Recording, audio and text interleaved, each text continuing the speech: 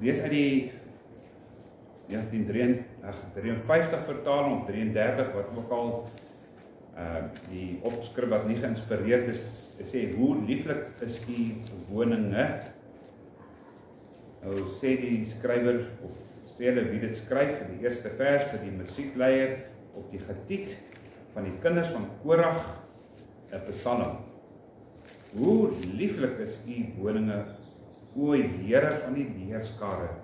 My siel verlang, ja smag na die voorhowe van die Here.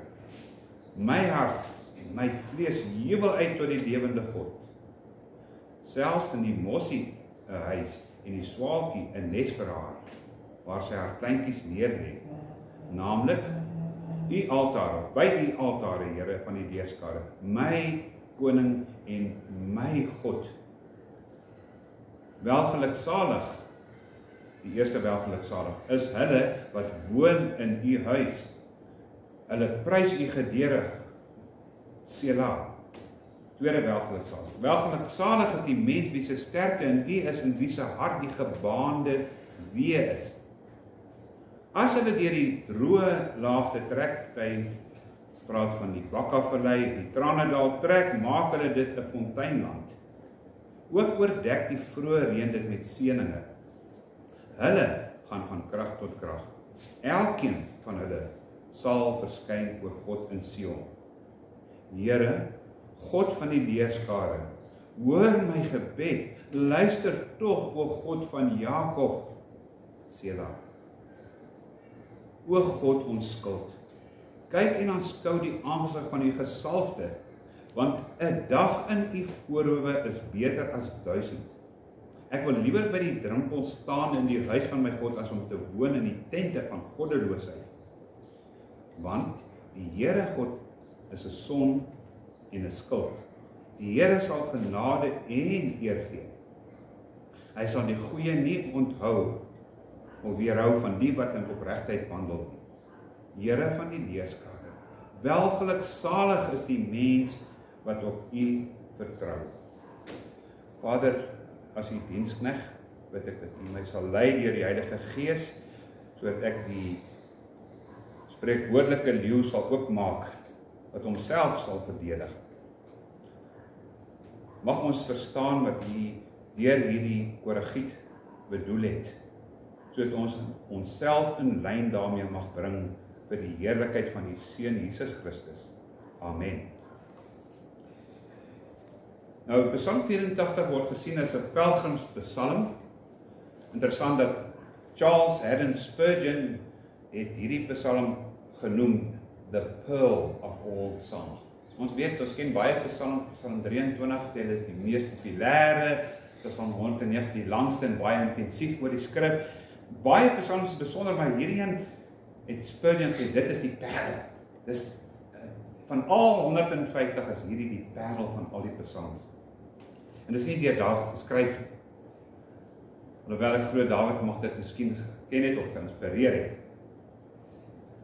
Ek het dit al van tevore gemeld, die woord psalmos is 'n Griekse woord wat beteken to pluck away, om weg te pluk, soos mense snaar, want dit gewoonlik gesing op 'n lier of met 'n harp. Dis waar die woord psalmos vandaan kom, en dit is geskryf deur die kinders. Die Anef sê daar die kinders, nie die seun van Korah nie, die kinders van Korah. So miskien het al die kinders saam 'n gedeelte gehad om hierdie psalm vir ons vandag te skryf. Natuurlik ook vir daardie tyd, maar vir ons is dit belangrik om te gaan kyk na die konteks. As ons kyk op die getiet. Die getiet is 'n Filistynse snaarinstrument wat eintlik afkom van die woord gat. Nou ek vloek nie, dit kom van die woord gat af. Wat beteken 'n paskyp. Ek weet nie of hulle in paskyp hierdie musiekinstrumente geoefen het nie, maar hierdie einste musiekinstrument, en ek bewonder altyd mense wat kan gitaar speel en snaarinstrumente speel,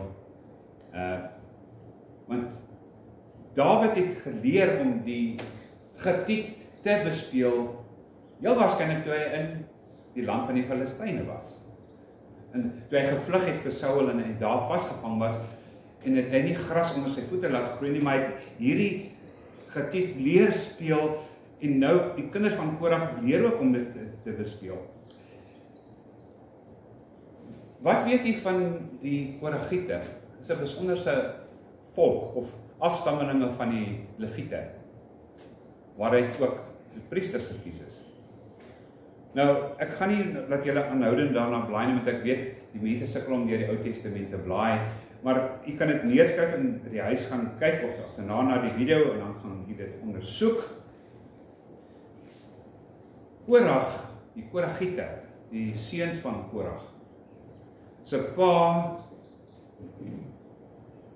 Korag, was betrokke in 'n rebellie teen Moses en Aaron. Ons ken die verhaal daar in Numeri 26, gaan lees dit daar in die hoofstuk in Numeri 26. Want Korag, daar's 3 manne wat in opstand gekom het, plus 500 manne, saam met Abiram en Datan, het vir Moses en Aaron gesê, wie het julle ons leiers gemaak? Wie het Jahwe aan julle besluit dat julle die leiers moet wees? Ons is ook leiers. En ons weet dat Jahwe was nie baie beïndruk daarmee nie, en dat op 'n dag het Moses gesê, kom ons toets, wie is die ware leiers? En Korag, na Datan en Abiram, het verskyn en in hulle gesinne, en God het die aarde laat oopmaak, en dis die eerste verhaal waar mense lewendig af is na die doderyk ingesluk. Die aarde het hulle ingesluk. Hulle verdwyn. Dis wat God doen met mense wat hy aanstel, en wat ander mense rebelleer, want hy het definitief vir Moses aanstel. Maar ons weet dan, ook in Numeri 26, korrigeer myself, Numeri 16 kry die verhaal van Datan, Abiram en mense wat gerebelleer het, en Korag wat gerebelleer het. Maar nou sê Numeri 2, 26 vers 9 tot 11, as jy daarna toe wil blaai, as jy weet waar Numeri, Giselle is die 5de boek, die 4de boek van die Ou Testament, sien ons hier, wat sê Moses hier in Numeri 26? En die seuns van Eliab was Nemuel en Datan en Abiram. Dit is Datan en Abiram wat na die vergadering opgeroep was, wat getwis het teen Moses en Aaron in die bende van Korag, dit is die bende van Korag gewees, toe daar teen die Here getwis is. En die aarde het sy mond oopgemaak en hulle verslind, maar saam met Korag, toe die bende gesterf het, deurdat die vuur die 250 mans verteer het en hulle tot 'n teken geword het. Maar die seuns van Korag het nie gesterf nie. So klink asof Moses homself weerspreek, want hier sê hy, dis 'n vuur, die ander sê die aarde het hulle ingesluk, miskien vuur en die aarde ingesluk. Maar wie is gespaar gebly? Die seuns van Korag. Die Here is genadig. Nou, onmiddellik kan ons, as ons hierna kyk, jy ken die sogenaamde the generational curses. Die Here besoek die sondes van die vaders aan die kinders, tot die 2de en 3de geslag. Ons moet eendag daaroor praat, want daar is nie so iets soos 'n generational curses. Jammer. Ons kan dit eendag bespreek as mense nie saamstem nie. Maar hier kry jy 'n voorbeeld, want waarom het die seuns van Korag nie saam met hulle pappie en die gesinne in die afgrond afgestort nie? Want God is barmhartig en genadig, en hy het gesê, die siel wat sondig sal sterf, alle siele behoort aan my, die pa en die seun behoort aan my, sê die Here. Ken daardie gedeelte. Hulle behoort almal aan my. Elkeen wat sondig sal sy eie pak dra. Maar die Koragiete word begenadig deur Jahwe en hulle word gespaar. Want as ons nou kyk, en as jy wil blaai na 1 Kronieke toe, ek dink dit, miskien moet ek dit doen, ek wil nie 'n boodskap lewer oor die Koragiete nie, want dan gaan ons van die konteks van die hele of die storie af. Maar in Kronieke vind ons, wie was die Koragiete? Hulle pa, hulle het genade gevind, hulle is nie vernietig nie, hulle pa is vernietig, maar hulle het genade gevind, of hulle voorouers vernietig, en hulle nie. In 1 Kronieke 12, vers 1 tot 6, voordat en dit is hulle wat na Dawid na Siklag gekom het, toe hy nog uit die teenwoordigheid van Saul, sy skoonpa, die seun van Kis, verban was.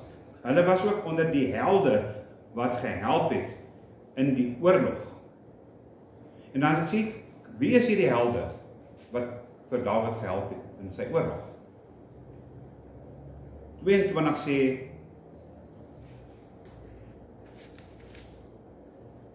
dit is, as nie, dis 1 Kronieke 1-6, praat hy van die helde. En tussen die helde kom die woord, die Koragiete voor. Hulle was mense wat met die linkerhand kon gebruik met 'n slingervel en 'n boog en al die verwysings daarna hulle. Tussen hulle is die Koragiete. So hierdie Koragiete was ook onder andere soldate. Hulle was soldate van Jahwe. Maar verder is dit, vind ons hulle verder in 1 Kronieke 6 vers 31, kry ons ook 'n verwysing na hulle. En dit is hulle wat Dawid aangestel het vir die leiding van die sang in die huis van die Here, van die ark wat sy rusplek daar gevind het. Ek praat dit hier nog van die tabernakel, ek praat nie van die tempel is nog nie gebou nie, dit is baie later gebou. Maar ons vind daar verwysing in vers 17, dit is die name van die seuns van Gersom, Libni en Simea. En dan word die Koragiete daar ingesluit. Hulle word dan verwys as die mense wat moet sing. Die Koragiete se afstammeling. En dan kry ons natuurlik hulle word tempelwagters. 1 Kronieke 9 vers 19 word die Koragiete tempelwagters genoem.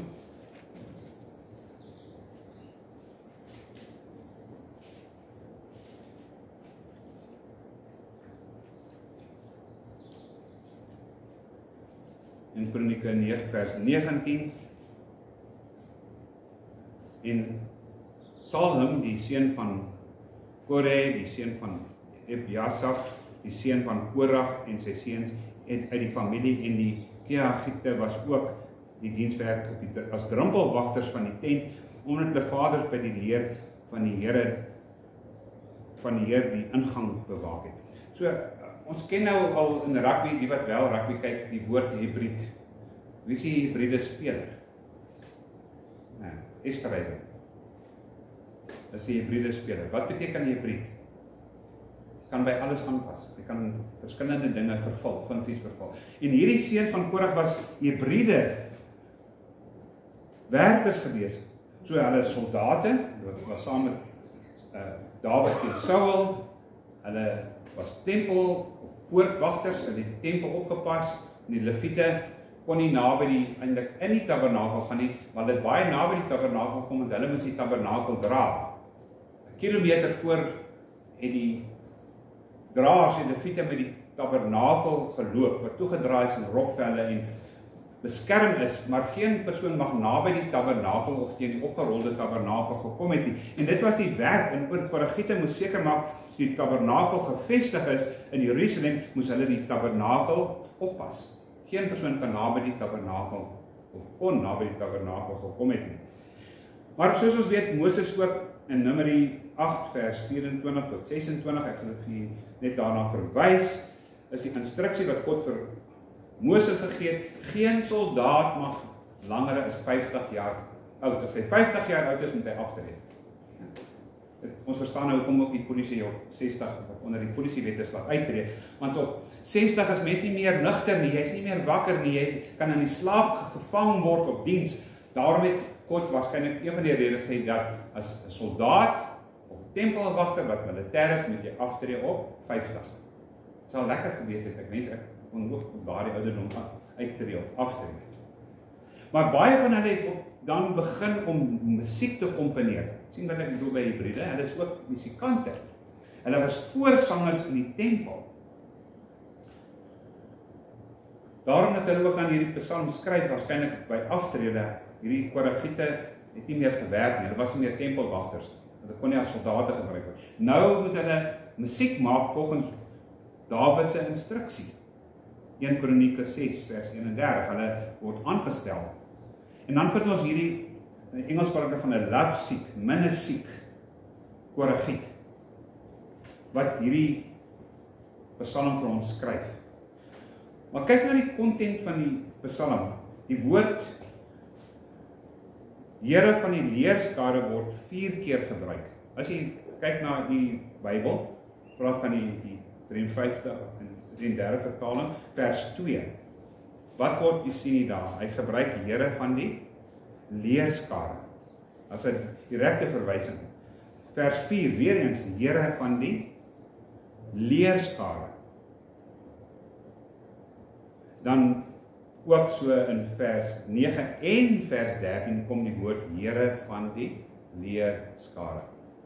Yahweh Otsabat Tsebaoth, die Here van die leerskare.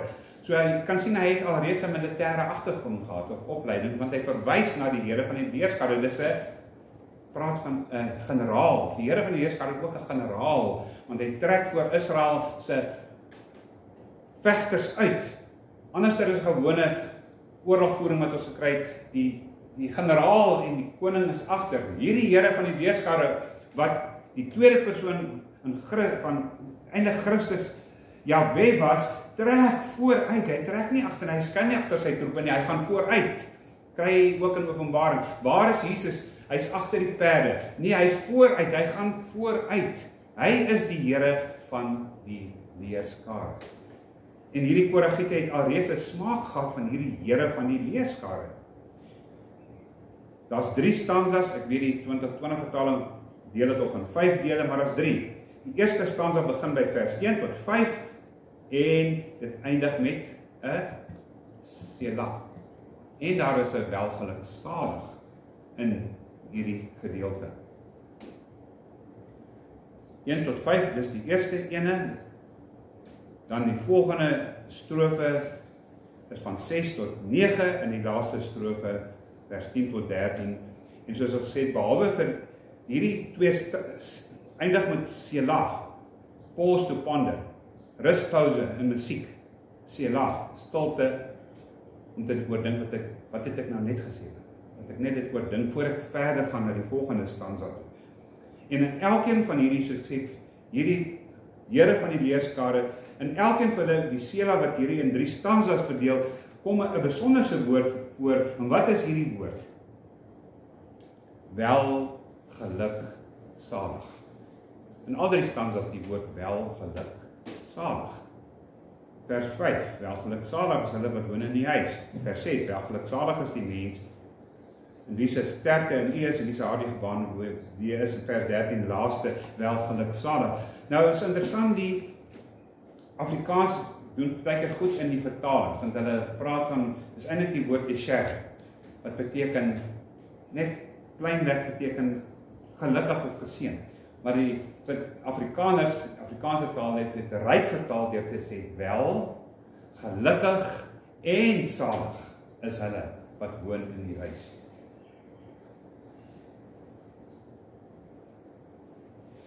Weer die Amplified praat van happy, blessed, happy and to be envied.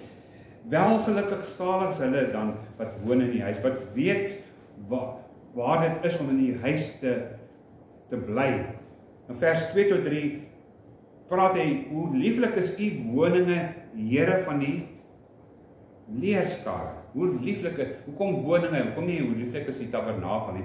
Ons weet dat die skrywer aan Hebreërs in Hebreërs 9 vers 2 tot 3 praat hy van die illustrasie van hoe het die tabernakel gelyk. Daar was 2 tabernakels. Mense sê as een, as 2 tabernakels, want die een is die heilige.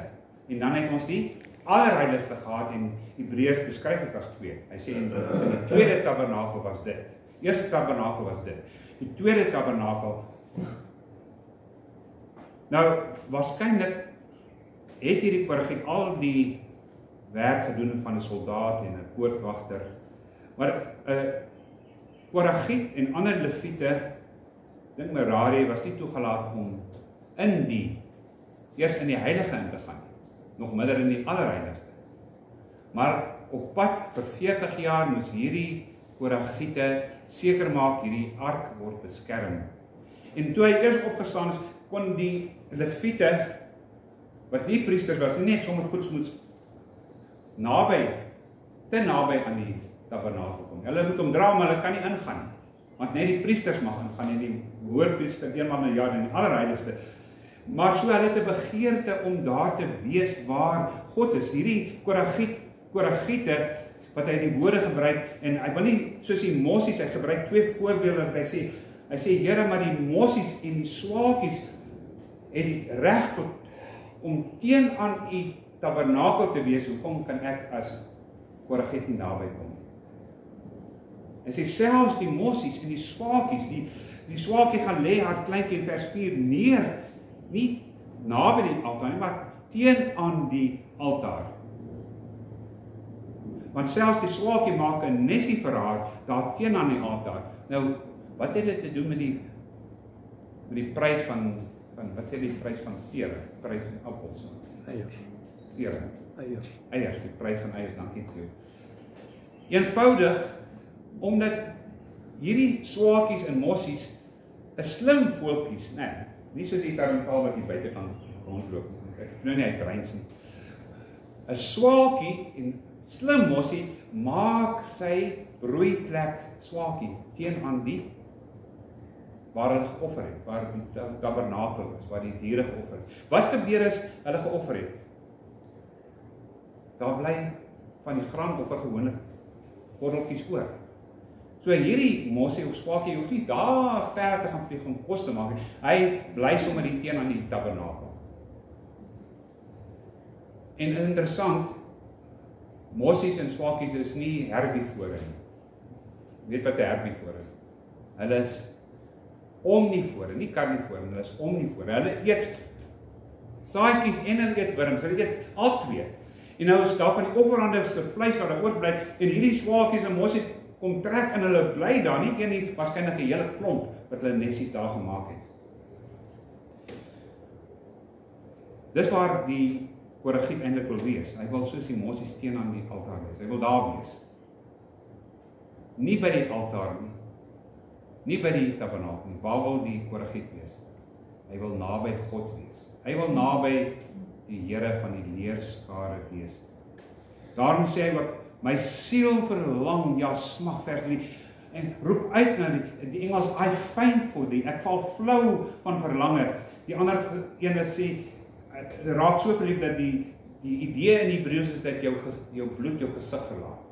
Ja, gesien as mense nou regtig verlief is, né? Hulle word spierwit. En dit wat hy bedoel, en ek word flou. I faint for thee. Ek faint, as ek naby die tabernakel kom, raak ek eintlik flou. Net soos verspotte jong tieners verspot verlief raak. Dis die woorde wat hy gebruik, wat sê Derek Kidner, wat Psalms kommentaar, wat sê so romantiese digkuns. Hy soek nie na die tabernakel, hy soek die een, daarom het hy die woord gebruik, I pine, party vertaling sê, I pine for thee. Pine, amper soos pynlik om naby u te wees. Ons kan sien dat hierdie Koragiet die skoot hoog deur. Want hy verlang na die God van die Allerhoogste, wat eenmaal in die jaar, sy teenwoordigheid was aanhoudend in die, God se teenwoordigheid was aanhoudend in die Allerheiligste. Maar eenmaal in die jaar kon slegs die hoofpriester ingaan. Nie priesters nie, slegs die hoofpriester. Maar hy wil daar wees, daarom het hy hierdie woorde gebruik, I faint for thee. Hoe lieflik is u tabernakels. En selfs die mossies, Here, hoekom kan ek nie wees soos 'n mossie en 'n swaan? Hoekom kan ek nie daar naby kom soos hulle naby hier is nie? Naby, regby, digby die teenwoordigheid. As ons kommentaar moet deurtrek na vandag, dis my vreemd dat mense nie kerk toe gaan. Want dit sê vir my, hierdie gees wat in die Koragiet was, Heilige Gees, want hy het die Psalm deur die Heilige Gees gekry, is nie in daai persoon nie. Die Heilige Gees trek hom nie nader na waar die kinders van die Here bymekaar kom nie, want dit is vir die Koragiet ook belangrik. Ek wil weet waar die kinders van die Here is, jy verstaan nie. Dis lekker tussen mense wat ongered is, familie, ek moet maar met hulle saam sy nou, maar ek wil wees daar waar die Here kragtig teenwoordig is, en hy's kragtig teenwoordig waar 2 of 3 in sy naam bymekaar kom. So daar die gees van die Koragiet is nie regtig meer. En mense kom as hulle dan kerk toe gaan, hulle gaan nie kerk toe om iets te gee aan die Here nie, hulle gaan kerk toe om iets te kry. Ons kom tog nie kerk toe om iets te kry nie. Ek hoop nie jy kry om kerk om iets te kry nie, want dis nie die idee nie. Jy is hier om hom te aanbid. En as ek nie my fokus op Christus plaas nie, moet ek nie staan nie, moet ek gaan huis toe. Want die Here moet aanbid word. Dis waarom hierdie Koragiet verlang, want dis waar hulle by mekaar kom, waar die offers vir die priesters vir die mense offer. Ek wil daar wees, ek wil in die heilige se teenwoordigheid wees. Tweede stanza vers 6 tot 9. Die tweede welgeluksalig. Geluksalig is hulle wat woon in die huis. Sela of ding, tweede ding, die pelgrimstog. Hy sê goed, as ons dan nie in die huis van die Here is nie, moet ons op pad wees na die huis van die Here toe. Want hy sê vers 6, welgeluksalig is die mens wie se sterkte in u is, en wie se hart die gebaande weë is.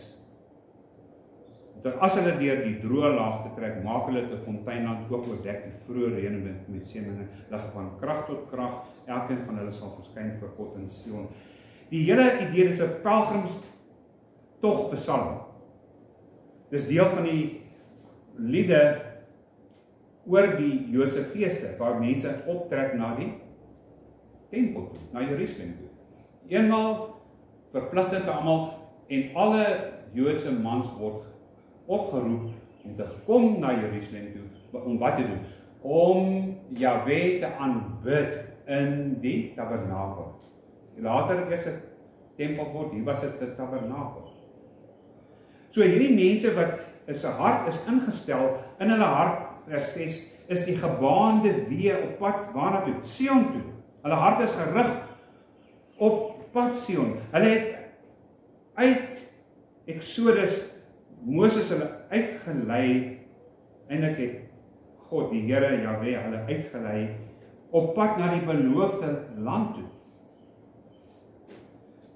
Maar nou gebeur dieselfde. Nou is mense na Josua hulle laat intrek het in die beloofde land, was daar twee stamme wat aan die ander kant was van Transjordaan. Ons praat Transjordaan, is aan die ander kant van die Jordaan, wat nie ingekom het nie. As ek reg is dit Efraim en die ander een is Caleb. Is toegelaat om ander kant die Jordaan, nie in die beloofde land nie, aan daardie kant te erf. Wat interessant is met die demografie van Jerusalem, jy kon nie by Jerusalem uitkom as jy nie iewers deur 'n woestyn trek, as jy van 'n ander land af kom nie. Jy moes iewers deur 'n woestyn gaan. Jy ken die weet van die Kaap, nee, jy kan nêrens tot in Kaapstad kom as jy nie deur oor 'n pas ry nie.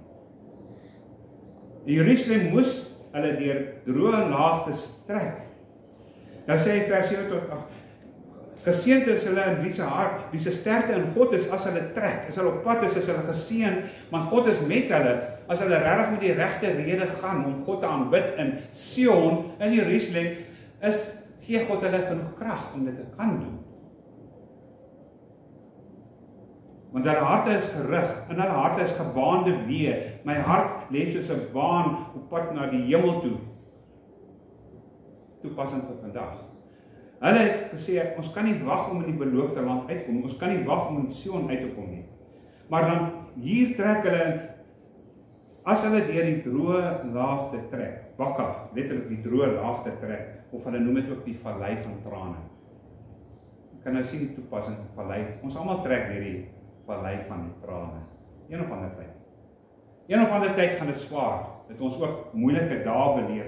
Maar hy sê, as hulle deur hierdie droë laagte of vallei van Bakka trek, maak hierdie mense dit 'n fonteinland. Ek hou van die vertaling, hy sê, ook maak hulle dit oordek die poele van die vroeë reën, oordek dit met poele. Wat gebeur? Wie was al in die woestyn, weet wanneer dit reën daar in die woestyn, trek dit af na 'n fontein toe iewers. Maak 'n fontein. Nou trek hierdie mense Transjordaan, en trek uit Egipte uit, hulle trek op pad na die beloofde land toe, ervaar hulle iewers, ons het nie meer water nie, hulle het kameel haar sakke gehad. Maak hom vol, jy trek Transjordaan, jy kom in die woestyn, jy drink en jy is baie warm daar soos ons gister gehad het, dit word so warm dat jy al jou water opgebruik en dan sit jy met 'n probleem, want jy moet nog trek, jy moet nog 'n paar 100 kilometer trek, te voet, met kamele en donkies, nou moet jy gaan na die beloofde land en jou offers wat jy miskien saambring om te offer, nou word al hierdie diere en die mense word dors, dit word 'n droë laagte bakkag van lyn, wat swaar beteken. Wat het die mense gedoen? Waarvan praat die Koragiet? As dit die vroeë reëns, hulle trek tydens die vroeë reëns, iewers maak dit 'n fontein, hierdie mense wat in die pelgrimstog is gegrawe, 'n fontein oop, wat maak hulle? Hulle maak hulle sakke vol, weer vol water, hulle drink self vir die volgende stap, vir die volgende paar kilometer, honderde kilometer na die drooglaag toe. Dis wat hy doen, hulle maak, as hulle die drooglaagte maak hulle dit 'n fontein aan. Ook oordek die vroeë reëne met seëning. Hulle wat dit doen, gaan van krag tot krag, want eventueel sal elkeen vers 8 vir God verskyn. Hulle sal in Sion uitkom. Hulle sal God kan aanbid. Omdat God dit moontlik maak, nie omdat hulle so slim is om te weet waar is die fontein nie, want hulle grawe hierdie fontein oop, en wat doen die mense as hulle fonteine oop gegrawe het? Hulle los dit oop. En as dit 'n gevaarlike plek is wat kan toewaai, merk hulle hierdie plek waar hulle water gekry het. Sodat die pelgrims wat na hulle gekom het ook kan water kry. Dis nie selfsugtig. Jy maak fonteine oop, jy drink van die fonteine en jy sê vir die mense wat kom, hier is die fontein. Hier moet julle kom drink. Hierdie fontein moet julle aankom drink. Vers 8, hulle gaan van krag tot krag. Jesaja 43 vers 20. So mooi gedeelte van Jesaja. Baie lief vir Jesaja. Die eerste groot profeet.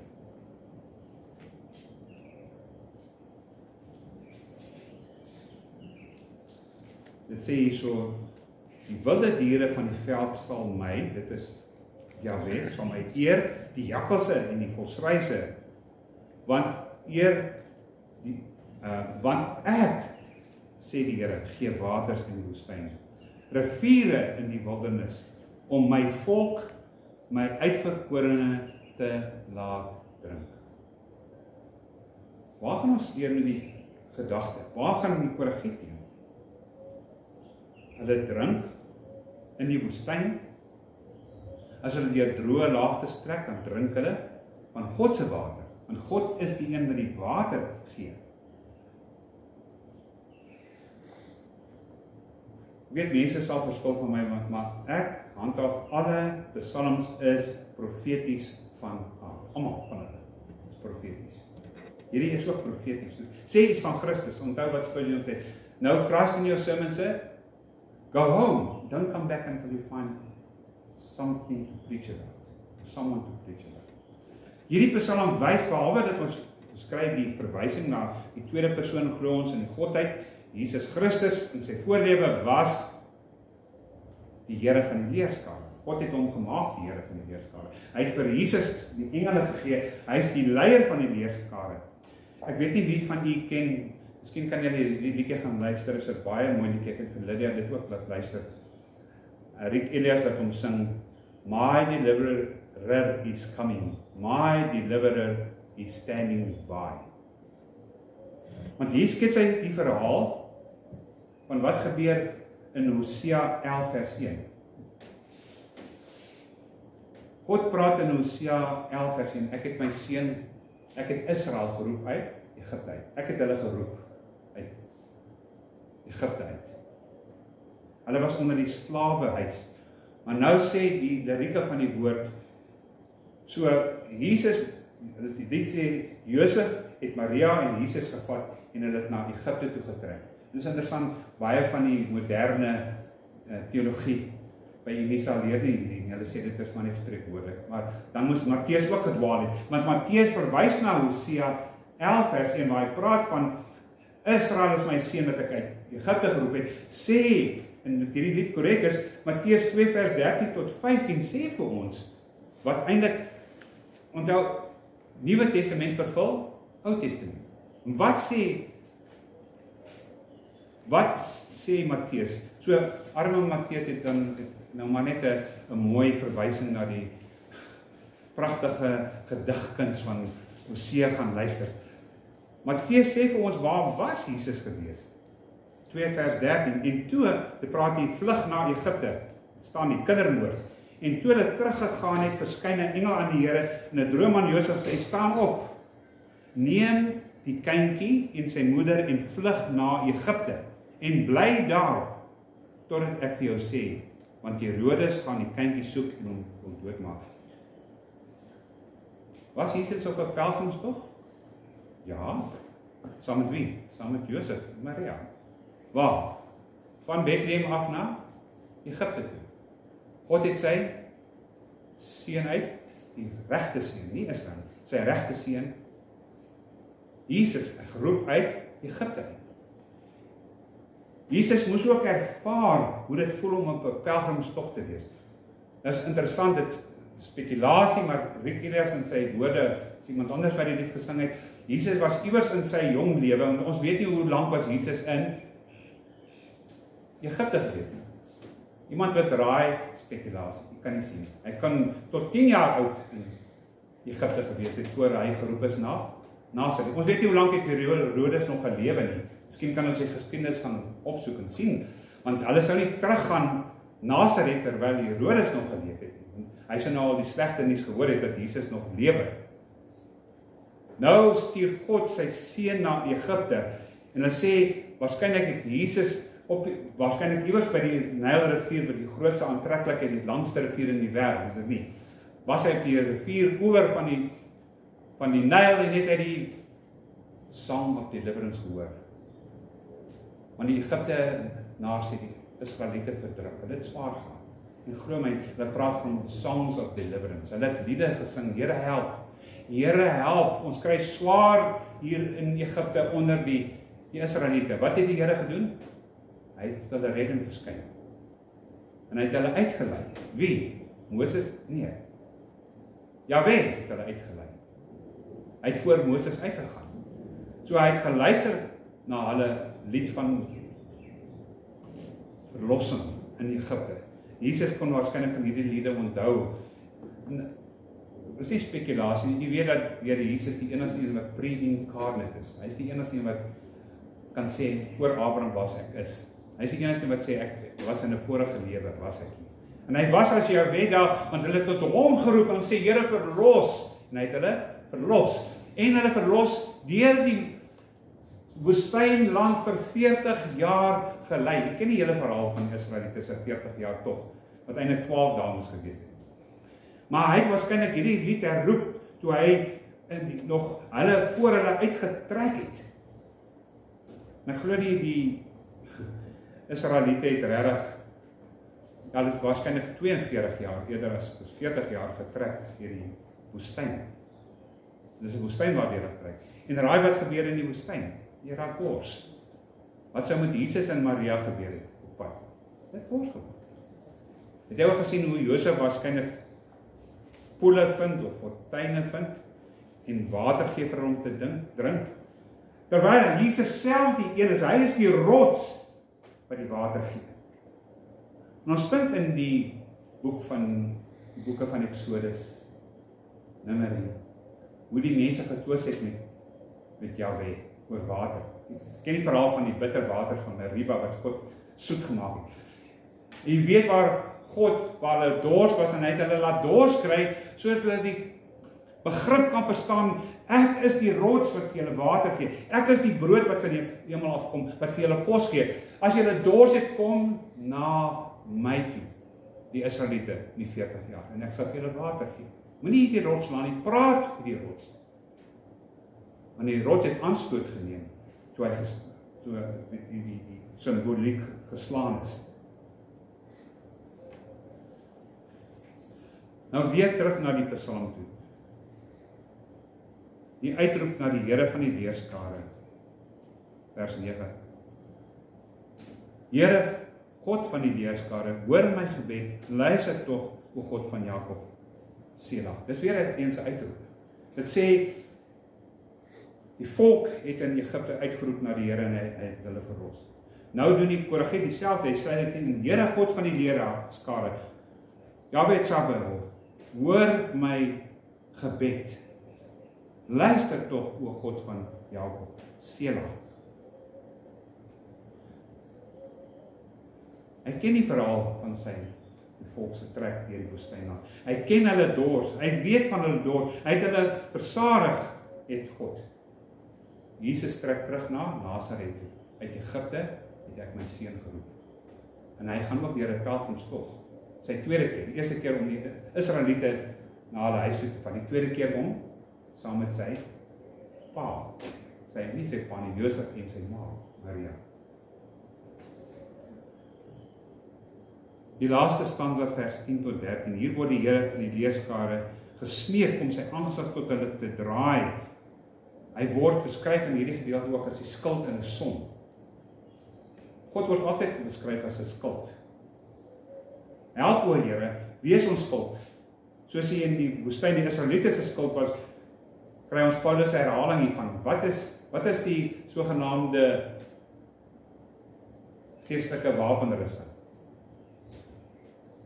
Skuld van die geloof. Christus, ons geloof in hom, is ons skuld. Borsplaat van geregtigheid. En albei hierdie woorde kom voor hierso. Hy is 'n weerman. Ons ken die hoëpriesterlike seun dat hy ook sê die Here seën nie en die Here beskerm nie.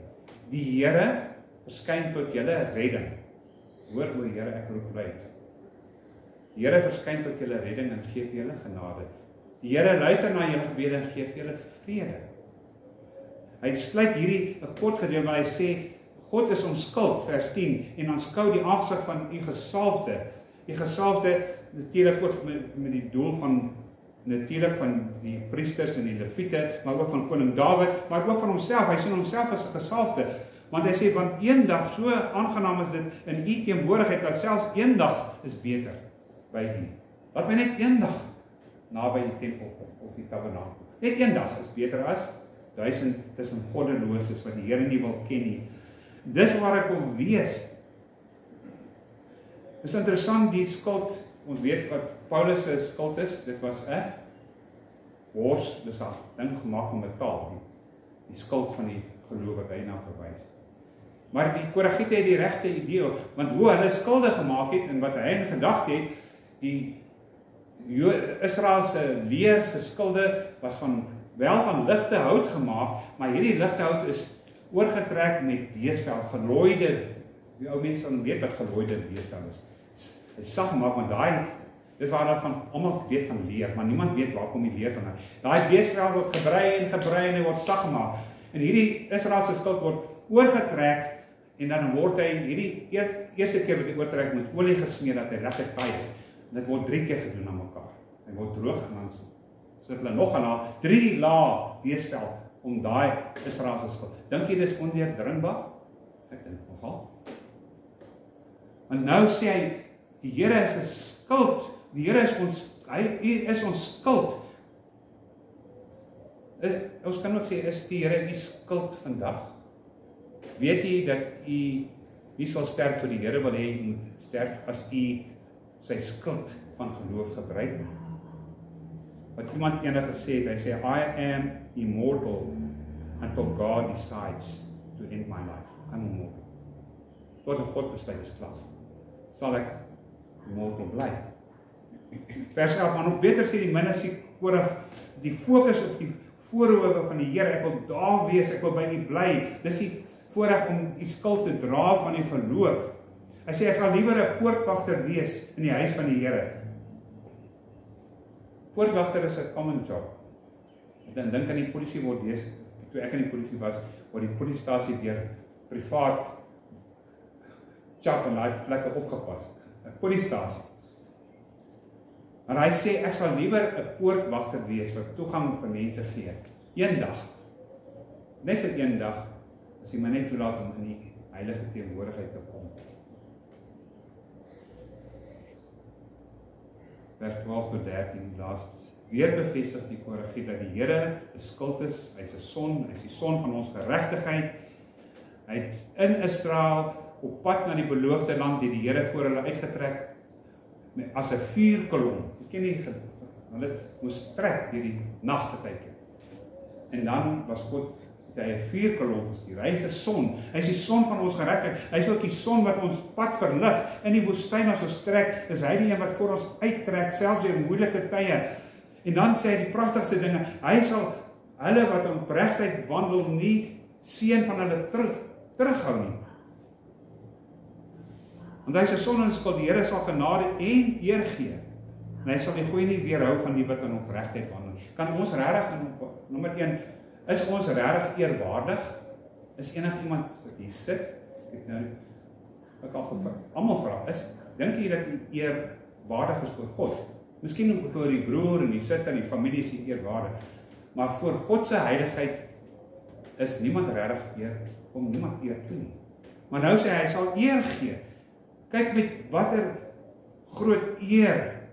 Kyk Johannes 3 vers 1, Johannes 3. Kyk wat 'n groot liefde die Vader aan ons bewys het, dat ons kinders van God genoem kan word. Hy trek om ons, hy beskerm ons, hy dra ons, hy gee vir ons water in die woestyn. Hy help ons deur ons struweling en ons probleme dag na dag na dag. En die grootste genade, Giselle, wat jy die versie al gememoriseer het, glo ek in 2 Korintiërs 5 vers 21. God het hom wat? Geen sonde gehad het nie, vir ons sonde gemaak, sodat ons kan word die geregtigheid van God in hom, in Christus. Die eer wat hy vir ons gee, die redding wat hy vir ons gee, dat hy ons kinders van Abraham noem. Paulus sê, ons is kinders van Abraham, erfgename. Wat 'n eer en genade groter as dit kan God ons nie gee nie. So welgeluksalig is hulle wat reeds in die huis is, die eerste stanza, welgeluksalig is hulle wat op pad is na die huis, in die wildernis, hulle trek, droë lagte sal hulle tref, en dit sal gaan tog steeds van krag tot krag, omdat Jesus die water van die lewe is. En die vraag is altyd, wat ek mee afsluit, vraag vir oorweging. Is ons nog in Egipte, in die land van slawerny, van sonde? Is ons nog daar, of is ons uit? Het ons al uit Egipte gekom? Dit moet uitgaan. Ons moet uit Egipte kom. Want hy roep ons uit Egipte, het hy sy seun, en hulle wat hy roep, trek hy saam met hulle uit. Hulle is welgeluksalig. Is jy op pad na die beloofde land? En as jy op pad is na die beloofde land, het jy die water van die lewe ervaar wat jy dag na dag drink in die droë land, die bakka, Tranendal. Drink jy van dit?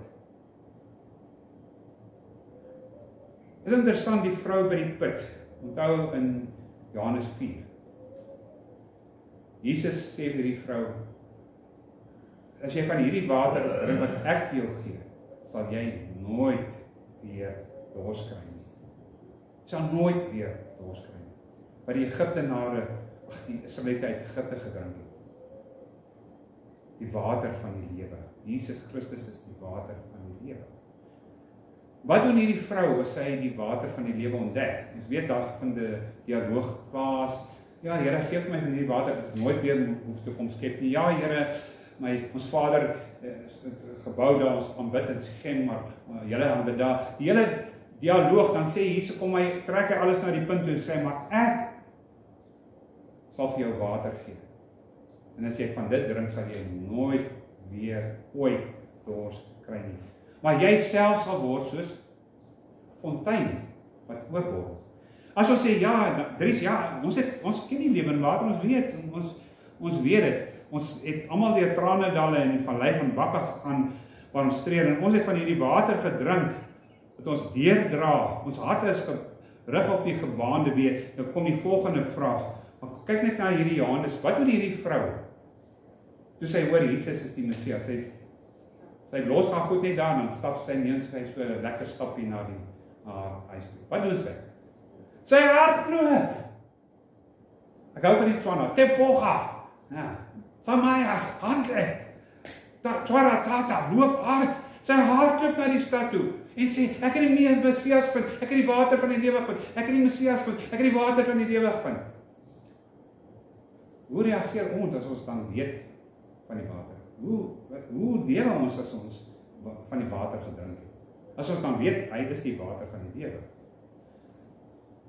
Ons sê, ons moet die put oopgrawe, die fontein oopgrawe en ooplos, sodat ander mense ook kan drink. Doen ons dit? Of maak ons hierdie put toe? Ons het klaar gedrink, dankie, halleluja. Ek is gesalf, ek is in die Heilige Gees, en die Heilige Gees in my, halleluja, Here is alles oor my, halleluja. Los ons daai fontein oop. Merk ons die fonteine vir mense wat na ons kom wat dors is. Sê ons van hulle, hier is water.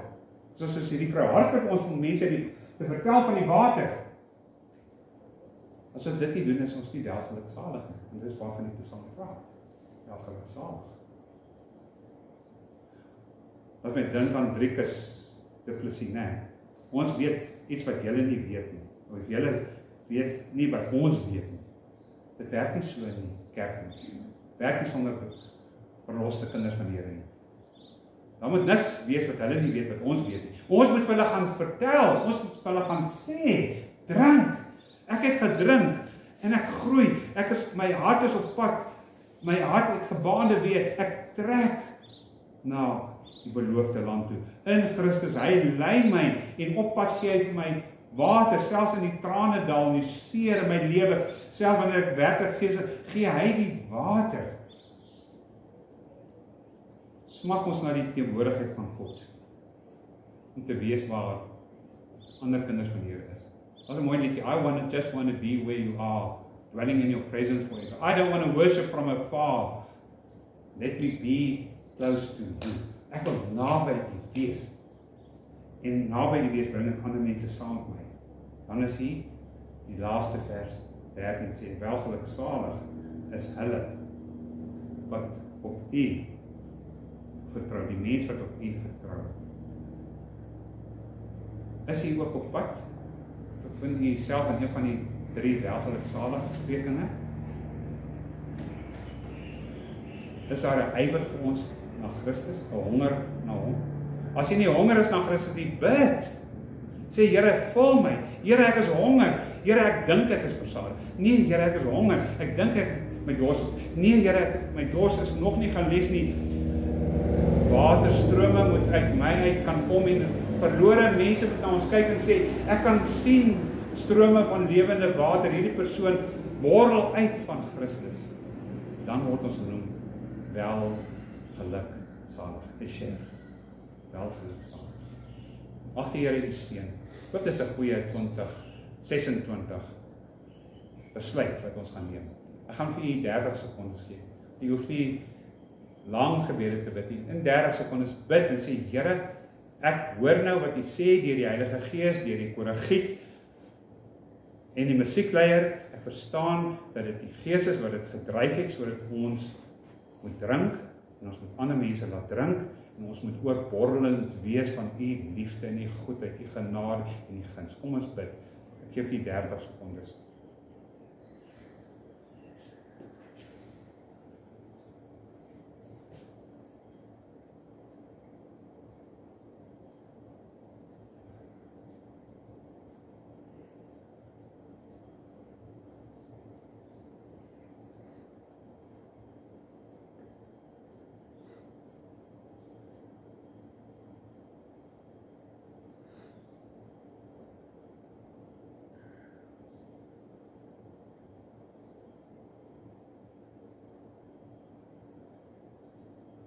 Vader, ons wil wees soos die persoon, die lirieke sê, here's my cup, Lord, I lift it up. Fill it until it overflows. Mag U liefde en wie U is, deur die Heilige Gees ons bekers gedurig volmaak. Here, soos Petrus gesê, Here, ons wil nie net hê dat U ons voete was nie, was ons hele lyf, maar U het gesê, julle is al reeds skoon deur die woord wat ek met julle gespreek het. En ons het na U woord geluister, nie Dries se woord nie, nie na die koragiet se woord nie, na wat die Heilige Gees sê. Vandag as julle sy stem hoor, verhard julle harte nie. Dankie dat ons U kan aangryp. Dankie dat ons net soos die Israeliete, Here, liede, we could sing songs of deliverance. Red ons, Here, red ons. Jesus, die redder van God. Red ons, Vader. Maak ons skoon, was ons deur die woord, heilig ons. Help ons dat ons met blydskap in 2026 sal trek na die beloofde land met Here Jesus Christus wat die voorloper is, die pionier van ons geloof. Mag ons hom volg in eerbied en met dank en toewyding, sodat ons kinders van God genoem kan word. Erfgename, mede-erfgename van Christus uit die geslag van Abraham. Dankie daarvoor. Seën ons teen ons verdienste, gee aan ons eer. Jy sê, so 'n persoon wat geregverdig is, sal eer en sterkte ontvang. Dankie dat eer en genade ons gee. Word verheerlik in Jesus naam. Amen.